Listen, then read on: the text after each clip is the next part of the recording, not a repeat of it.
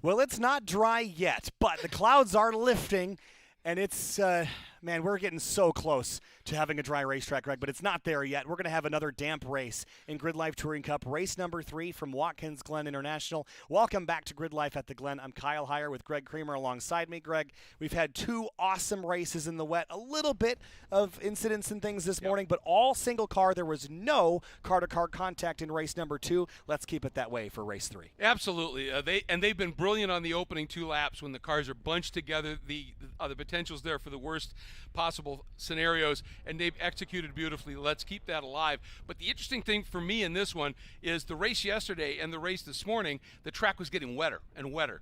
This one, conceivably, the track could get drier and drier as it goes, which means it gets faster and drivers can get a little braver. And so we could see some, I expect we're going to see some absolutely fabulous racing in this one as well. Certainly, and we're going to head down to Cerise with an FCP Hero pit and paddock report before race 3.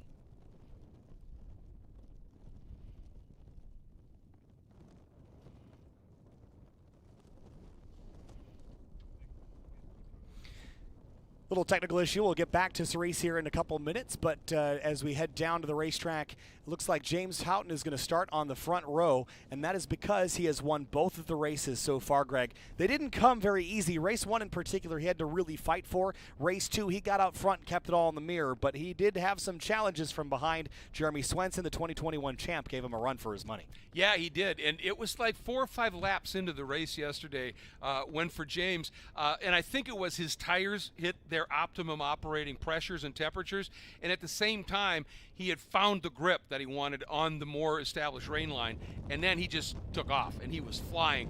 And in the race earlier today, it was, as it got wetter, his car just got stronger and stronger, being a very quick front wheel drive car, and he drove beautiful lines and went to that rain line a lot sooner and was able to do some great racing. But it was interesting. Swenson really struggled yesterday. I think he was 7th in the race, and he didn't have a great qualifying run as a result for the race this morning.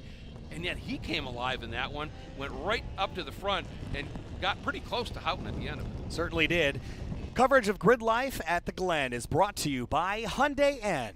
Hyundai N, never just drive. And Falcon, the official tire of Grid Life Track Battle. The field heads up the hill here at Watkins Glen International. Greg, let's have a look at our Hyundai N track preview. 3.4 miles and 11 turns around this racetrack, but it all started in town here 75 years ago, 1948. Cameron Argesinger organized racing in downtown Watkins Glen in a 6.6 mile course. It was famous for its time, hosted the first race post-World War II, but after it was deemed too dangerous, they moved up to this facility in 1956, built it out. It's had a couple changes since then with the addition of the boot and the bus stop, but it is now a legendary racetrack that's hosted everything from F1 to NASCAR. Yeah, I mean, to many, it's still the spiritual home of Formula One, to be sure, and it is a challenging track. In 2015, it got a repave, and it was brilliant, the repave. So much grip on this track now, and in the dry, you just fly around here. And the notable thing, most of the corners, even the ones that are more than 90 degrees, are very open and long duration corners. And you get that run up through the S's, that high-speed run into the inner loop, which is a right-left, left-right flick. Then you just let it track out a little bit. You dive into turn 5. From apex out of 5, you're falling down the hill. Turn 6, you're really dropping. It's a tricky corner. Turn 7, the toe of the boot, it climbs right at the apex. You can get a little compression grip in there.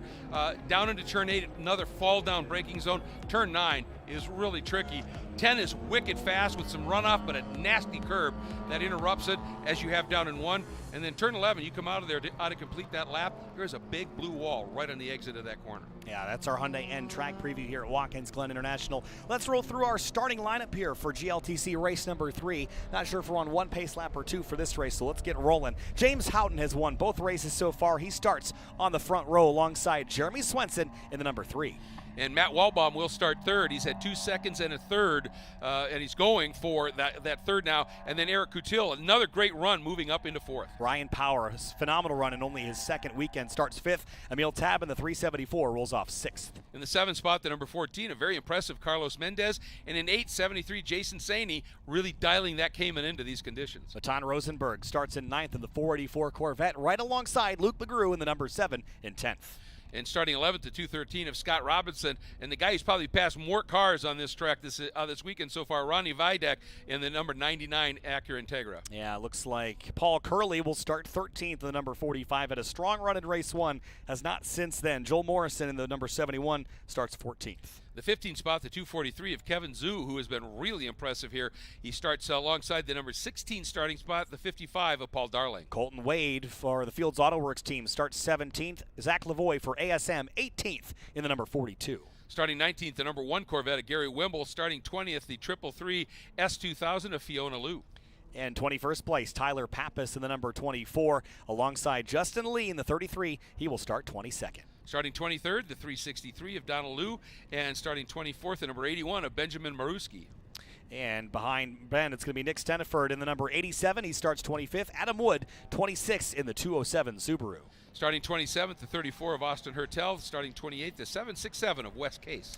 And behind Wes Case, it's going to be Thomas Moss in the number 515. Lena Chin starts 30th in the number 917. Starting 31st, the 166 of Ben Thorne. Starting 32nd, the 22 of Peter McParland. And Lisa Keys starts 33rd alongside the number 88 of Jacob Poole. Starting 5th, the 184 of Eric Jensen. Starting 36th, the 777 of Michael McGinnis. And Louis Chatroop starts 26th, hoping that car got repaired. It looks like he's going to start next to Clayton Fitzpatrick in the 171. Starting in the 39th spot, the 860 is Nathan Manning. Starting 40th is the 888 of Dai Nguyen. And Eric Meadows will roll off 41st alongside Tony Marchev in 42nd. That car miraculously repaired. He will roll off 42nd next to Eric. And starting 43rd, the 13, another driver who had problems, Ryan Upham, who is always a front runner. And he'll start alongside the number 159, Joshua Rubenstein, who will roll off 44th. Richard Sawicki, 45th in the number 528. Matt Corrence and Scott Heckert round out the rest of the field. And Marchev, it's great to see that car out there. I would think if that car is repaired and is in 100% shape, he is going to be a rocket coming from the back, because he was wickedly fast in the race earlier today in those sketchy conditions. So he is definitely going to be somebody to be keeping an eye on here. Certainly, and before we get into this race, I do want to talk a little bit about our pace car program, Greg. Every event we go to with GLTC, on Instagram we run a competition where people can submit their cars to be selected as the pace car, the safety car for GridLife Touring Cup. Now, we've done this all weekend so far. We saw that with the FCP or Volvo. We saw it with the Celica this morning. This car that is pacing the field right now is not a model that we typically see here in the U.S. This is a Honda Stream from, I believe it's Matt Lee. He is behind the wheel, and his Instagram is NFS Rider. And this is such a cool vehicle. It's like an Accord wagon, basically. Look at this thing. I mean, I need this in this country. Why don't we get this, Greg? This is a really cool looking vehicle, and you can see that just it's stretched a little bit, isn't it? And it just looks really, really cool and nice to have it here. So yeah, I think this revolving pace car program, just highlighting some unique cars, and it's independent of any sponsorship, anything like that. It's just people submit their ideas. Hey, I think you might like this car as a pace car, and you guys go through and go, yeah, that one's unique. We'll do that, and it's fun. It is really cool looking. You got the safety car lights on, Mike Cohn behind the wheel, and likely Matt, the owner of that car, is probably in the passenger seat right now. And I've been in the pace car. I've driven it a couple times. When you're driving it, you don't get to really experience it because you're so focused on just running the line. But as a passenger looking out the rear window at a field of 50 cars behind you, it is a heck of an experience, and I'm sure that he's grinning ear to ear right now. Oh, no question about it. I had the opportunity to ride right seat in front of the GT1 field at the June Sprints one year, and you could hear those big V8s behind you, and they're revving it and dropping back, revving it, dropping back. It's very visceral when you're riding in that pace car, as you said, because you're not worried about hustling that car through a corner. You're just enjoying that moment immensely. Good for him. Yeah, it's an exceptional moment for sure. I'm sure he's got his phone out and taking pictures of it. And so will the trackside media. But the field heads up out of turn number 7, racked up and stacked up for the penultimate race of the weekend. For those that are new to GLTC, they're not familiar with how this works. This is a power to weight class, 12.5 to 1. Pounds per horsepower, basically. That means that a lot of the cars here are between 200 and 250 horsepower. They weigh somewhere between 2,500 and 3,400 pounds, depending on how much power they make. We run 12 to 15-minute races, and here's the fun bit. after this race is over, we're going to set race 4 by this finishing order with a random invert of up to a third of the field, and it's going to be a lot of fun. We'll let you know what that invert is as soon as the checkered flag falls, Greg. It is going to be a blast. A lot of these drivers, a lot of these teams have come from a long way away to drive what is one of the most famous circuits in North America and the world. This Blue Armco here, the Climb Up the S's, famous internationally for being one of the fastest, most formidable racetracks on planet Earth. We get to race it for a third time here this weekend with one more coming up later this afternoon. It's going to be a blast. Oh, this is, and they have just been brilliant on these starts and these opening laps, and just so impressive what we're seeing here. And that random invert they literally use is like an app that just they plug in, we need a number between this and this, and it generates just a random number. So it's truly random, and boy, I'll tell you, that makes the start of that last race in the opening laps a lot of fun. But here we go. Side by side, Swenson and Houghton, they fought for the race win in race 2 earlier. The 41, the red and white car. He's the driver that got it done earlier as we come to the green flag this time through. Third race on the weekend here from Watkins Glen International. Green flag flies, and we're racing down the hill towards the 90. Boy, and Vidak got a great launch, moved way over to the right in that Acura. There you can see him, not going to do much with it, tucks in, but look at that, Swenson into the lead. Jeremy Swenson takes the lead away as we work our way through turn number 1. We're 3 wide in the background as we try to get them all sorted out by the time they head up the hill. 2 wide for about 5th place behind. I think that's Ryan Power slotting into the mix. Matt Waldbaum already attacking Houghton as they head through turn 3. Yeah, and I think that's Kutil, and then you've got Emil Tab had a really nice start as well. Up through the S's, and all of that battling behind him. Look what it's allowed Swenson to do, in that Viking Corvette. He's opened up a pretty substantial margin. We got side by each heading up into the inner loop. Kutil testing Waldbaum's late on the brakes here into the bus stop, jumps over the curb, does Waldbaum, trying to carry good speed through, and right behind that is the Condor speed. That's the Carlos Mendez machine. Yeah. A good run. Scott Robertson, by the way, missed the bus stop. You have to come to a complete stop before he can blend back into traffic, so he will lose a whole bunch of spots from where he started as we head into the outer loop and now down into the boot. Yeah, and this is really tricky here. You so badly want to turn to the apex, and in these conditions you want to rim shot it, and it makes that exit come up at you a lot more abruptly. You've just got to have faith that's where the grip is. Everybody doing a really nice job. Oh, and is that Vidak running a little wide there? I think he did. He just nipped the grass and slowed way down, and the field's going to pack up behind him. I think I see Austin Hurdle in that mix. There's Joel Morrison there, and they're really packed up behind for about 12th or 13th spot as they come into the toe of the boot. Look at that pack of cars as they come over the crest of the hill. And right now, Jeremy Swenson in that Corvette up front, that's a heavier car. We've talked about this in these cold, wet conditions. That weight allows the tires to come in a little bit quicker. They warm up, and the pressure gets to where you want it to be a little bit faster. And I think he realized if I could be out front, I've got to go. I've got to take advantage of that because you know Houghton, when his tires come in, he's just been a missile. Yeah, and the wipers are on, Greg, but we're not seeing quite the amount of spray that we saw this morning. So this is going to be a lot higher grip. I mean, not dry grip, but certainly a lot better. And that's going to allow Swenson to take advantage of what this car is good at more than he could this morning. He has not, I mean, he's had a pretty good weekend so far, but he has not yet won a race. Both races have been won by James Houghton as we come out of turn 11 back onto the front straight to complete the first lap. Absolutely, and for Swenson in that Corvette, yeah, it's restricted from what the outright power could be, but his traction control is his right foot, and he's got some power in that car, and he's doing a really, really nice job of it. And some good scrapping here. Oh, in really deep. I heard the lockup. Yep, he got up on the curb on exit, slip and slide. Ryan Power will drag Race Mendez to turn 2, and he will win that race. Here comes Emil Tab up the inside. Look at the size difference between the BMW and the Miata. That is unbelievable. And Houghton just went around the outside, coming up through turn, I think, 3. He may have made that pass. It's a drag race now down to the inner loop, Kyle. Houghton just drove around Swenson. I'm not sure if he slipped or slid up the hill, but James Houghton takes the lead back in the straightaway. That's been his kryptonite the whole weekend, has been driving up around turn 4 into the bus stop. He's got the lead back as Swenson falls into the clutches of Waldbaum in 3rd. Well, I think Houghton just he got up alongside Swenson, and then they got to the turn to the corner, and Swenson was not on the ideal rain line, and he had to just ease off just a little bit. And here comes Waldbaum getting a nice run. Don't know if he's going to be able to do much with it. Where do you go into turn 6? Drivers right, drivers left. It's going to be a challenge to make that pass. There's Ryan Power just behind. You see Mendez trying to cling as Emil Tab keeps him very busy, but Swenson is staying in second for now as Houghton tries to put distance on them again. And Rosenberg got a nice start there, getting up around Jason Saney, so solid start for him there. And Scott Robertson scored 10th. Yeah. I wonder if he actually came to a complete stop. If he didn't, Greg, that would be a disqualification, so we'll have to check in on that in a little while. But Eric Catil clinging to 4th. Then it's Mendez and Ryan Power, but Mendez has lost that spot, and now here comes Emil Tab up to the inside at turn number 8. Late on the brakes there for Emil Tab. And Waldbaum now looking for second. Yeah, and he's got that inside, and this is going to be really dicey. Here's that pass, and Tab could not quite get it done, but Waldbaum trying to make that move up into turn 9, and 2 abreast through 9 is just a bad idea, so we'll see how that shook out.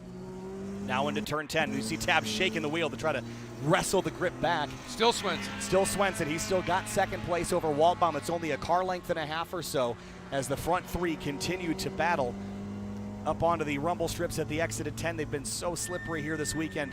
Hear the brakes squealing in Tab's car, but front straightaway, Houghton leads, and that gap is not coming down, Greg. No, it's not. He is on form. I mean, he got around Swenson and opened up almost a 3-second lead. Little wiggle by Swenson there, so he's definitely pushing it.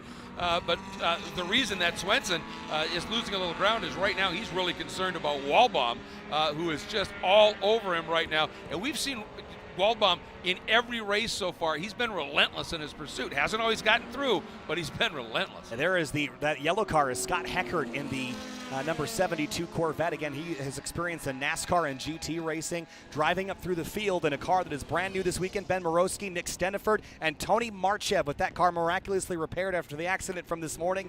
Side by side into turn 1 in a battle for position. And for second, Waldbaum slings to the inside of Jeremy Swenson. They're side by side through the bus stop. And Jeremy's got to give him that piece of track. And there he goes. And Catil thought about it. Now Swenson looks to the inside. Oh, that was an incredible pass there by Waldbaum. And now Catil hounding the 2021 season champion, ripping the long way around, trying to get past the number 3 Corvette. And he does. Looks like Catil is through. Yep, he's made that move. Nicely done. Just to give you an idea of what Heckert has done, he started 47th. He's now 21st in 2 laps. That's incredible. As we continue to watch the battling up front, there was such good battling there. Midfield, there it is again. Marchev and Ben Morosky battling for position. This is down the field a little bit for about 22nd spot. Nick Steniford's back there. Austin Hurdle, who skipped race 1 because of the conditions. He's back in the race. Lena Chin just behind them as well. Here comes Marchev. Look at him going the long way around. I love it. You've got that S2000 going around the outside of a Mini, and they are duking it out for position here. Marchev was so fast in race 2 until he had his problem. I don't know what it was, but he had a lot of people in the paddock say, what do you need to help you get back out and race? That's just part of the vibe and the true camaraderie here at GRIDLIFE, and he's giving it a ride. Yeah, they stitched it back together. Ryan Power now hounding Swenson, so he has fallen from the lead now down to 3rd, 4th place. Now he's going to even lose 5th potentially to Ryan Power in the 47 car. Again, only Ryan's 2nd event weekend. He's renting this car from Birmingham Road and Race, which is the Andrew Raines team. Yep. And he's got an ND Miata he plans on running here on the full schedule, but he's renting this car in the interim, and he has been putting on a show. Boy, hasn't he? It has been really impressive. That margin now for Houghton to Waldbaum, 3.2 seconds. But if you recall, in that first race, Waldbaum late in the race put in the fastest race lap, and he just clawed away at Houghton's time. So, trouble, turn 8. That looks like, is that Morosky turned around, the Mini Cooper? Yep. He's back rolling. Doesn't look like there was any contact potentially, just looped the car. And a bit of evasive for the driver behind him and not getting into him. Another great piece of driving. I think he was battling Marchev there through turn 8, so they both got away with it. And we'll carry on and continue. But there's the gap, Houghton to Waldbaum, and Matt trying to track him down. Houghton has the best lap of the race, but for how long? We know that 90 gets better throughout an event. And he's only going to have a couple of laps left as Power closes in on Swenson in the bus stop, and a big wiggle out of the 47 BMW. Yeah, and the same for Swenson. He got on the brakes, and that front end started really hunting, and that just sort of unsettles you going into corners. And I think Jeremy might be fighting a little bit of a handling issue in that car, and that's allowing Power to get that great run. Now, if Power can get to the outside, that is the quicker line down through 6. He's already through. He's got it and clears Jeremy Swenson, who falls down another position now to 5th place as Power has driven on by. So another race where we've seen, but think about Paul Curley, race 1, same story there. Drove up front, led a couple laps, then fell back into the clutches of his competitors, as you see the equal distance there between Houghton, Waldbaum, and Eric Catil. Well, and talking to Swenson at a CMP, he was talking about, he said, this car, for some reason, I cannot dial out, which is a pretty significant push, or I mean a loose. It wants to swap ends. He goes, no matter what I do, I can't dial it out. And for this, he may have made some changes thinking, I've got to get rid of that. And now he may be running a ton of brake on the front, and it's causing the fronts to lock up, just the way that car's hunting whenever he jumps on the brakes. And believe me, in the wet, that's a confidence zapper. It is definitely a confidence zapper. Matt Waldbaum is tracking Houghton down, Greg. That gap is getting smaller here. We have 2 minutes and 30 seconds left on the clock, but who knows when that white flag could fly. It could be this lap. It could be next. Either way, Waldbaum's got to hustle because Houghton is not going to give it up easy even if he gets there. There's Mendez and Emil Tab that have been nose to tail for most of this race. No white flag this time. We'll get at least 2 laps to go as the lead now shrinks to 1.3 seconds. Waldbaum runs the best lap of the race. That was almost 2 seconds. That was almost 2 seconds that Matt Waldbaum made up on Houghton in that last lap. And the thing is, the drier this track gets, and we're not getting rain right now, those windshield wipers are on for spray, the drier it gets, the better Waldbaum's car is going to be relative to Houghton's, and it's showing. Oh, this is where Houghton's car is going to pull a gap here on the back straightaway like we've seen so far. Meanwhile, there's some battles happening a little bit deeper in the field. Vidoc, Joel Morrison, Colton Wade have swapped spots here. Fiona Liu on the front stretch. Paul Darling trails, and Gary Wimble getting run down from Scott Heckert in the number 72 on the front stretch as we go back to the leaders now in the bus stop, the inner loop, the chicane, whatever you want to call it. But that gap continues to close. Waldbaum just scraping away tenths here and there. And I'll tell you, Heckert got to 21st from 47th in 2 laps. He's still in 21st. Farther you get up the field, the passes get tougher.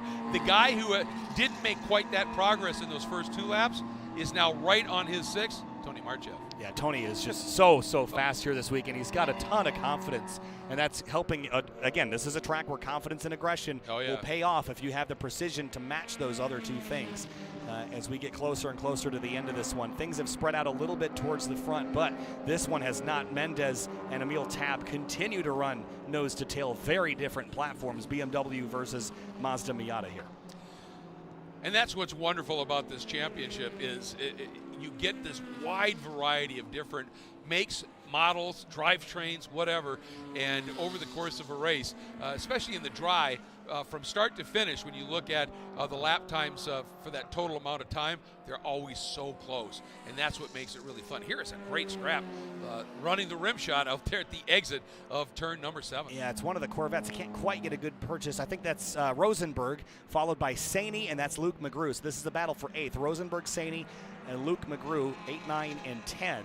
Into turn 8 here. Look at Saney close that gap. It's now 2 car lengths, and Luke McGrew watching it all out the windshield. He's been kind of stuck in the 10th place purgatory most of the weekend. I'm sure he'd love to break through into 8th. You bet he would. And I just watched coming out of turn 8. You can see when Matan got on the throttle of that 484 Corvette, the back end slipped out just a little bit, so he's right on the edge of grip. Well, big news. We got white flag, 1 lap to go, and Matt Waldbaum just closed the gap another second. So he is now only a half a second back from the race leader as here comes Tab on the number 14 of Carlos Mendez into turn 1. You see that BMW pull the gap on the straightaway now into turn 1. There's the difference. It's 6 or 7 car lengths, Greg. It's coming down to the wire in this one. Yeah, and that lap, that Waldbaum closed that margin up, fast lap of the race by a bunch. And Houghton looking in the mirrors, and that S2000 is now within, I'd say, 5 car lengths is all we're looking at. Look at the closing on the brakes. Wow, they closed up so much on the brakes there, Greg. He's charging into the bus stop. Closes it down to 4 car lengths, 3 car lengths, 2 car lengths now. Slip and slide as he tries to chase Houghton down. Yeah, and you can see that rear drive car, he gave it that acceleration. There was that little wiggle. He had to breathe for a second, and that gave Houghton 2 car lengths. So now that's just the game, right? Front drive, rear drive. But Waldbaum, he doesn't have a lot of rain racing experience, and every rain race he's been in, he's podium.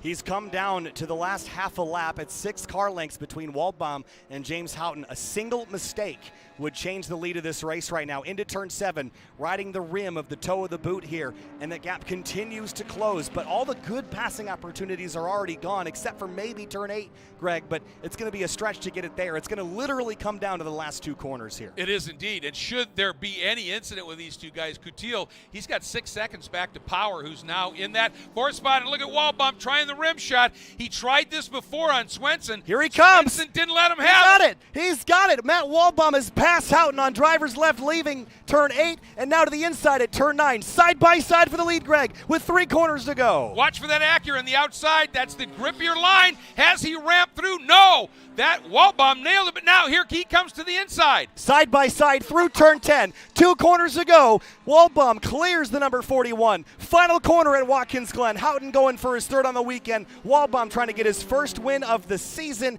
Here he comes out of turn number 11 with a last lap pass on the outside at turn 8 in the boot. Matt Waldbaum for ASM picks up a race win here at Watkins Glen International. James Houghton in 2nd. What a battle, what a win for the number 90. Last lap pass, essentially the penultimate corner of the race, and Waldbaum makes it stick. I said it, he has been relentless in every race so far, and in that one it paid off in the biggest possible way with the win.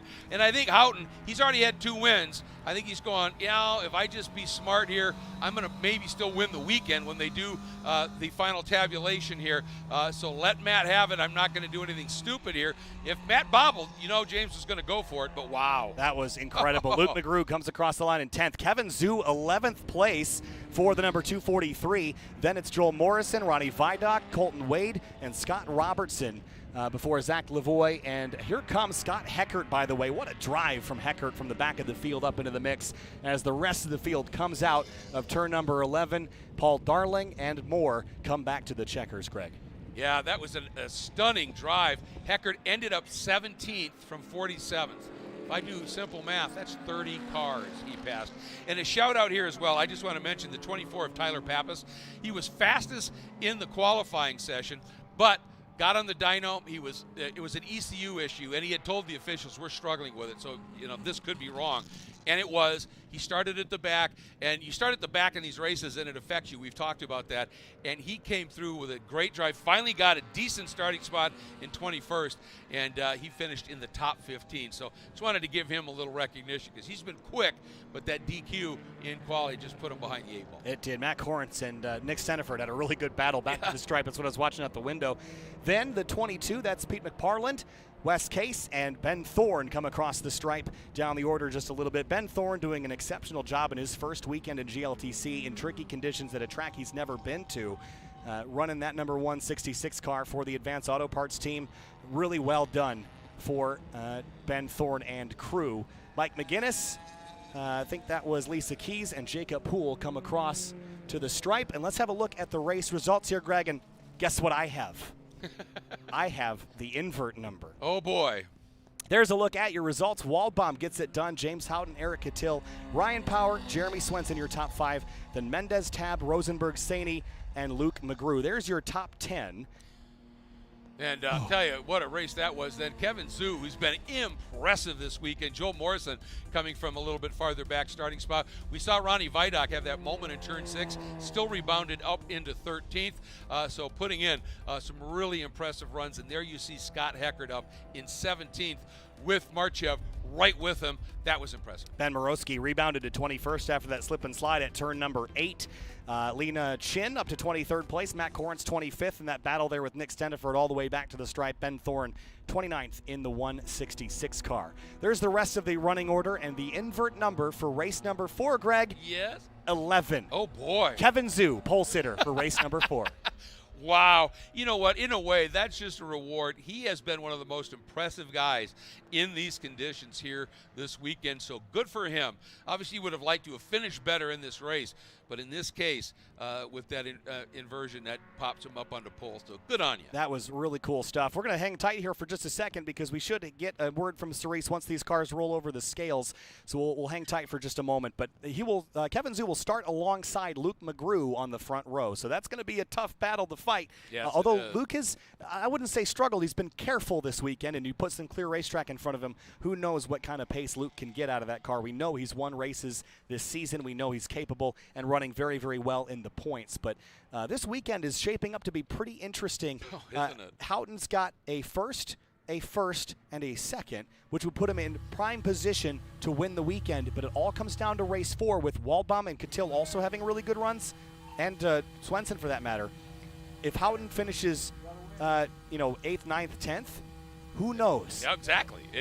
It's by no means a given. That's for sure. It's definitely not. Catil has, I think that's his third straight third. So he's just been racking up. Maybe he had a second and a third. So he's been racking up the points. So, there's a lot of players here. You got to think Houghton might be the favorite, but favorite just means the odds are. But we know what you can do with odds. Yeah, definitely. and again, usually if you win 3 races on the weekend, there's really no way that you can lose it. Right. But at this point, 2 wins. That's kind of the marker of, all right, you could win it or lose it depending on how reliable someone else has been. And Catil's been that person. We talked about the length that he has gone to get here after his last month and a half in his personal life. So Catil is going to be up there in the mix. Waldbaum will be in the mix, and certainly some others. Well, and I think Luke McGrew is he's got an opportunity here. He hasn't had the pace. As you said, he's been careful. He's been back in that top 10 area. He came in here second in the points and not that far behind Swenson. So he's got an opportunity with the struggles that Swenson has had here. If he can keep that number 7 up near the front, and you talked about it, we've seen him win. He's capable. If he can dig down and find it a little bit for this race, he's got an opportunity to make up some serious points here. Matt Waldbaum rolling through Tech now, and again, what a year it's been for Waldbaum, running basically the full season and running for the championship.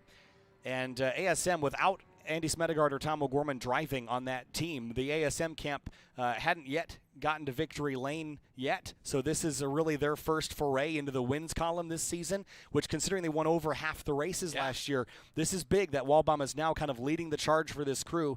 Some engine changes and additions. I don't know how much that really mattered this weekend, but right now he's certainly looking the best of the crew. I think he's actually heading down potentially to get interviewed. I believe he is. In a little bit closer line of sight to our crew. So yeah, he got the instruction. And I'll tell you what, he hasn't been racing as long as some of these other guys. So this is really impressive. It is, and he's relatively new to wheel-to-wheel racing. His first season was last year. Comes from an autocross background, and I've talked in the past about the value of autocross and finding the limits of a car in a more approachable way than on a circuit. But Matt Waldbaum has just jumped in this car. He goes out there and competes week in and week out. And he's had a couple reliability issues in the past. You saw the mistake yesterday with the spin, but it has not held him back. Went right back up, finished second, and he's put himself in position to maybe win the weekend if he can get race 4 as well. But he'll be the deepest buried in the pack when it comes to next race, P11. Yeah, starting in 11th. Boy, but he has shown, in the first race of the weekend, he wasn't up in that top 2 rows of qualifying, and he came through that pack in a hurry. So he's capable of doing that.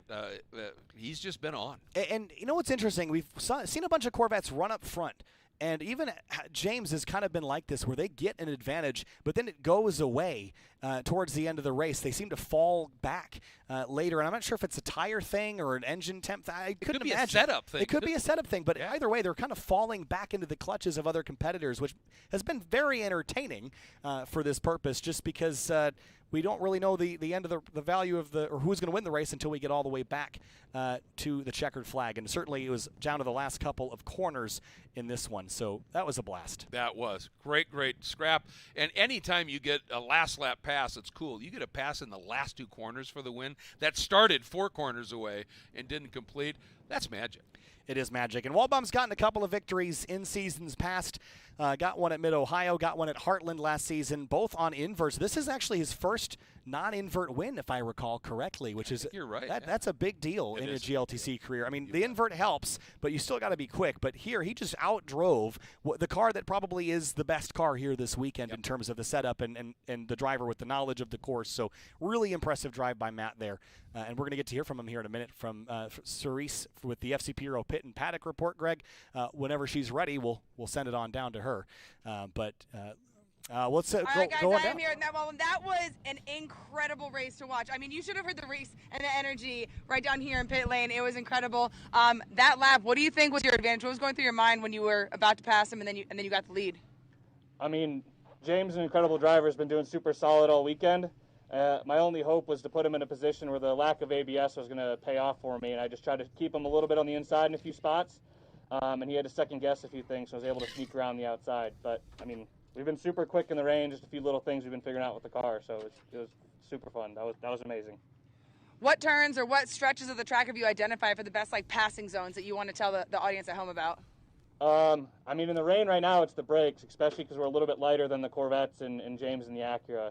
So just being able to close way up on the brakes, but you got to make sure you get a good run out of whatever corner before. But through the S's, if you can get on the rain line side and the top of the S's, run into the bus stop.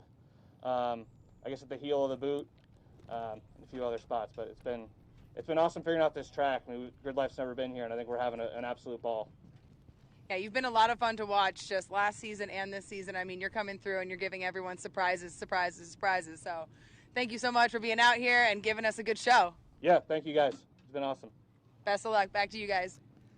Thanks, Cerise, and congratulations, Matt. That was a blast to watch all the way down to the end. I would like to ask anyone that is on the pit lane area, we've been requested to not have you guys stand on the concrete wall. So please, if you're down on the pit lane, on the cold side of the pit wall, please don't stand or sit on that wall. This is a hot racetrack. We don't want anybody getting hurt down there. So please keep your feet on the concrete, on the ground. We'd appreciate that so very much. Thanks so much for being here and joining us at GRIDLIFE at the Glen, keeping everybody safe. So not on the pit wall, please. Thank you very much. Greg, great race 3, but that's going to be our penultimate race. We have one more to go, but some drift and then some track battle before we finish out the day. And we've said it before, we've had this weather come in and then lift and come in and lift. And if it stays lifted here and with the drift and the track battle, by the time we get to this last race, that track could be a little drier than it's been. Not necessarily dry, but better. And we'll see who works. I really think we've got a scenario here where we've seen James Houghton and some of the others go with a full wet setup, and then the track started to dry off, and Waldbaum making use of that rear-wheel drive to great effect as the track got better. And again, a great drive by Tony Marchev to get back inside the top 20 after that crash in race number 2. We're going to step away for a brief moment. We'll be back with Drift from GRIDLIFE at the Glen in just a few minutes.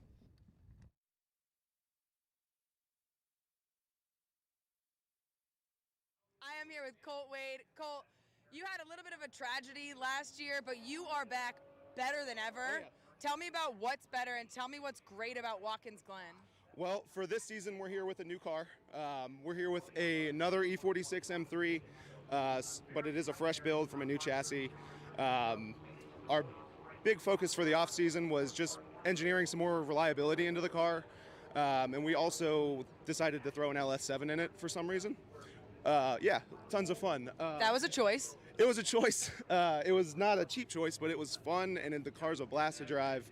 We're on way better footing at the beginning of this season than we were at the end of last season, so I'm super pumped about that. But welcome to Watkins Glen. This is a big boy track, like you said earlier. I think I was telling you a minute ago, I put damn near 1,000 laps on the sim to get ready for this weekend. I've never been here before. But driving it in practice and qualifying, you really realize that there are some serious consequences to be had at this track if you make a mistake. And now we've got some weather rolling in, which is going to make it a little bit even more exciting, if you will. But I'm excited about it. We do well in the rain. I think if the GLTC team can really just keep our wits about us this weekend, we'll have a good showing. You heard it, guys. It's rowdy, it's rainy, but we're ready to have fun. We're excited. Let's go racing. Let's go racing! 420. Tune in. The Falcon Azenis FK510 tire is engineered for today's high-performance vehicles. Built with added tread rigidity for precise handling and an advanced rubber compound that inspires confidence, rain or shine. Get more out of your sports coupe or sedan with the Azenis FK510. Owning a car can be expensive. It can also be confusing. What? And when things don't go right, there's no doubt it could be frustrating. But it can also be a lot of fun. And for those reasons, FCP Euro exists. Check this out.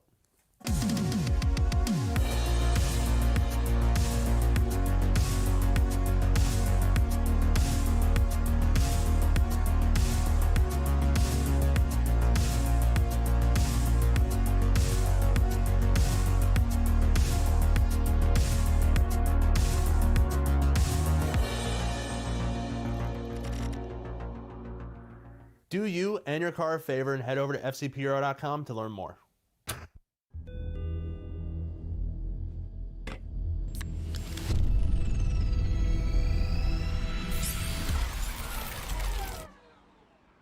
Done.